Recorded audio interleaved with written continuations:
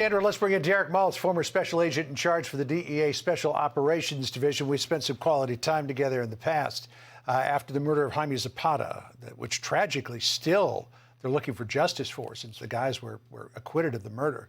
I wanted to ask you, though, about Genero Luna, because here is the highest-ranking Mexican state official to ever go on trial here. He was playing both ends brilliantly for so long. John, I read somewhere, and I love the line, he is a triple agent. He's not a double agent. He was actually working with DEA, working with Homeland Security, working with the Mexicans, but working for Chapo and the Genero Cartel, which is now one of the biggest threats to this country. They are destroying our communities. They're killing kids at record levels. And he was trusted by the folks in Mexico and the folks here in America, and he failed in that regard. I mean, really bad. The allegations obviously have to be proven, but you look at what he's being charged with, continuing criminal enterprise.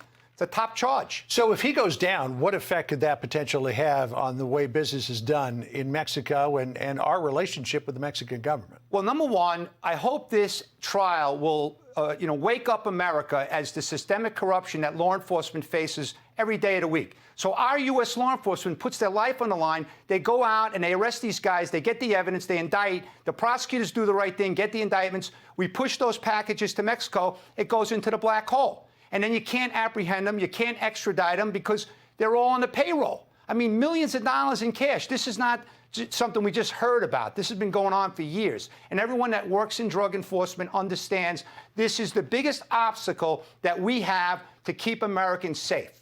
We can't, they're making the cases, they're doing the work. They have the leadership. They can't get these guys. There's so much corruption going on in Mexico, and these drug cartels are basically controlling the country. It is on the verge, many people believe, of becoming a failed narco state. So how do we get through all of the corruption here to try to make some differences? Well, John, I've been actually calling for this for over 4 years. I testified with Sarah Carter in Ohio court with one of the mothers who lost a kid to declare the cartels as terrorists. Now, you could call them whatever you want.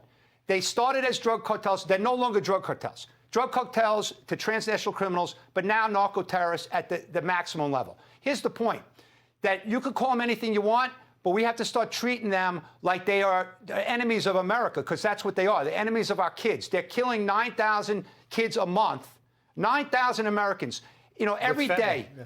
Fentanyl is maybe not 9,000. We don't even know what the right numbers are because of, CDC. Well, you got more than 100,000 last year.